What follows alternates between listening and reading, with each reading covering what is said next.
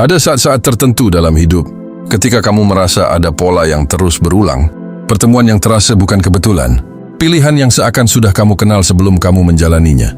Dan kadang, sebuah dorongan halus dari dalam diri seperti ada sesuatu yang ingin kamu ingat. Di titik-titik seperti itu, banyak orang mulai bertanya, sebenarnya aku ini sedang menjalani hidup atau sedang mengikuti alur yang sudah ditulis jiwaku sejak awal? Dan disitulah numerologi, khususnya life path number berbicara. Bukan sebagai ramalan, bukan juga takhayul, tetapi sebagai bahasa simbol yang mencoba menjelaskan mengapa langkah hidupmu terasa mengikuti pola tertentu. Seolah angka-angka itu hanyalah kode yang jika kamu pahami bisa membuka pintu menuju bagian dirimu yang paling dalam. Bagian yang selama ini hanya terasa, namun belum pernah benar-benar kamu mengerti. Cara hitung life path sebenarnya sangat mudah. Kamu cuma perlu menjumlahkan seluruh angka dalam tanggal lahir lengkapmu sampai tersisa satu digit. Kecuali jika hasilnya 11, 22, dan 33, jangan dijumlahkan lagi, karena 3 angka itu disebut master number. Rumusnya begini, tanggal ditambah bulan ditambah tahun sama dengan life path. Contoh perhitungannya begini, misalnya lahir pada tanggal 27 Oktober 1995. Tulis angka-angkanya, 2 ditambah 7, ditambah 1, ditambah 0, ditambah 1, ditambah 9, ditambah 9, ditambah 5, sama dengan 34. Kemudian 34 disederhanakan lagi sampai tersisa satu digit. 3 ditambah 4 sama dengan 7. Maka life path-nya adalah 7. Itulah cara hitung life path. Dalam beberapa kasus, jika hasil penjumlahan semuanya angka 11 atau 22 atau 33, maka tidak dijumlahkan lagi. Karena 3 angka itu disebut master number, angka dengan getaran intens dan misi jiwa yang lebih besar dibanding angka 1 sampai 9. Master number menggambarkan jiwa yang membawa tegangan tinggi secara spiritual, intuisi lebih kuat, tantangan lebih berat, dan potensi lebih besar. Namun jika energinya belum stabil, ia bisa turun ke energi angka dasarnya, 11 menjadi 2, 22 menjadi 4, 33 menjadi 6. Jadi seseorang dengan master number tetap membawa 2 lapis energi master dan energi angka dasarnya. Jadi angka life path hanya ada 12 angka, yaitu angka 1 sampai 9 dan angka master number 11, 22, dan 33. Aku bahas sejarah singkat numerologi dan korelasinya dengan peradaban Islam. Sejak manusia pertama menatap langit, mereka sadar satu hal, semesta ini bergerak dalam pola. Musim berganti dengan hitungan tertentu, bulan berfase dengan ritme tetap, dan hidup manusia pun tampak mengikuti siklusnya sendiri. Dari sinilah perjalanan numerologi bermula, bukan sebagai ramalan, tetapi sebagai cara membaca keteraturan yang Tuhan letakkan dalam ciptaannya.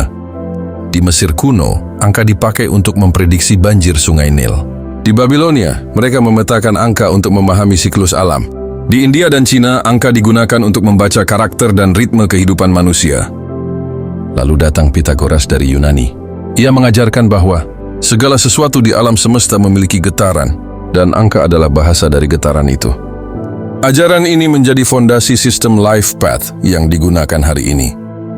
Pada zaman keemasan Islam, angka dibaca bukan hanya sebagai matematika, tetapi sebagai bahasa ketuhanan dan keteraturan ciptaan. Para ilmuwan Muslim seperti Al-Khwarizmi, fondasi sistem angka modern, Al-Kindi, hubungan harmoni, angka, dan musik, Ikhwan Al-Safa atau ensiklopedia hubungan angka, jiwa dan alam, Al-Farabi dan Al-Biruni mempelajari keteraturan kosmos. Dalam tradisi Islam terdapat konsep qadar, segala sesuatu diciptakan dengan ukuran. Hisab, segala sesuatu bisa dihitung. Ayat, tanda-tanda yang bisa dibaca. Al-Quran sendiri tersusun dalam struktur matematis yang rapi, bukan numerologi, namun menunjukkan bahwa pola angka adalah bagian dari tatanan ilahi. Karena itu mempelajari pola angka bukanlah hal asing dalam peradaban Islam. Yang terlarang hanyalah mempercayai angka sebagai Tuhan atau kekuatan gaib. Kenapa life path bukan ramalan dan bukan syirik? Ini bagian yang paling penting. Numerologi life path tidak memanggil energi gaib, tidak memohon pertolongan selain Tuhan, dan tidak menentukan takdir seseorang. Ia hanyalah alat baca, seperti kompas, peta, atau indikator cuaca. Yang dibaca bukan masa depan, melainkan pola karakter, potensi, dan pelajaran jiwa yang sudah terlihat dari cara seseorang berjalan dalam hidup. Angka tidak menentukan nasib, Angka hanya membantu kita memahami diri, bukan ramalan, bukan perdukunan, dan bukan syirik. Karena syirik adalah menyekutukan Tuhan, bukan mempelajari pola ciptaannya. Banyak orang salah paham karena menyamakan life path dengan ramalan masa depan. Padahal keduanya sangat berbeda. Life path tidak memprediksi masa depan, tidak menentukan jodoh, rezeki, atau nasib spesifik apapun. Yang dibaca life path adalah sifat dasar, potensi jiwa, kecenderungan karakter, pelajaran yang sering berulang, ritme energi alami seseorang.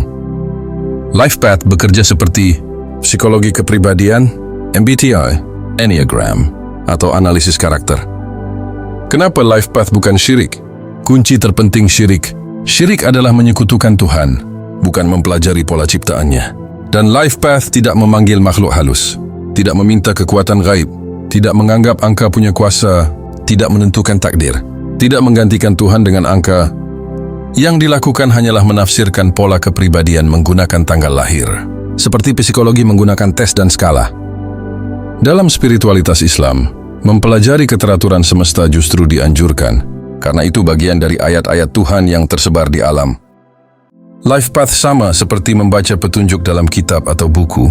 Bedanya life path membaca melalui angka. Kita tidak menyembah angka, kita hanya membaca pola yang Tuhan izinkan untuk dipahami. Selama tidak diyakini sebagai penentu nasib, life path tidak bertentangan dengan tauhid. Selain itu, life path juga bagian dari kontrak jiwa. Sebelum jiwa lahir ke dunia, banyak tradisi spiritual meyakini bahwa kita membawa bekal, bukan harta, bukan jabatan, tetapi pelajaran. Pelajaran inilah yang sering disebut sebagai kontrak jiwa. Kontrak jiwa bukan daftar takdir yang mengikat, melainkan peta arah, seperti blueprint yang memberi gambaran. Apa yang akan kamu pelajari dalam hidup ini, dan energi apa yang kamu bawa untuk menjalaninya. Disinilah life path berperan, diantaranya. Life path adalah frekuensi dasar jiwa. Life path menggambarkan getaran dasar yang kamu bawa sejak lahir. Ini bukan sesuatu yang kamu pilih secara sadar, tetapi sesuatu yang sudah menjadi bagian dari perjalanan jiwamu. Ada jiwa yang datang membawa energi seorang pemimpin, ada yang datang sebagai penyembuh, ada yang datang untuk belajar kebebasan, kedisiplinan, intuisi, kebijaksanaan, hingga misi spiritual. Setiap angka membawa tema pelajaran, bukan takdir, tetapi tema besar yang akan berulang dalam berbagai bentuk sepanjang hidup. Mengapa tanggal lahir dijadikan acuan? Karena tanggal lahir adalah momen masuknya jiwa ke dunia fisik.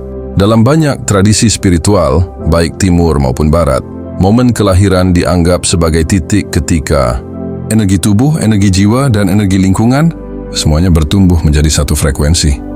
Tanggal itu bukan kebetulan. Ia seperti koordinat kosmis yang mencatat. Ini frekuensi dasar perjalananmu. Kontrak jiwa bukan tentang nasib, tetapi tentang pelajaran.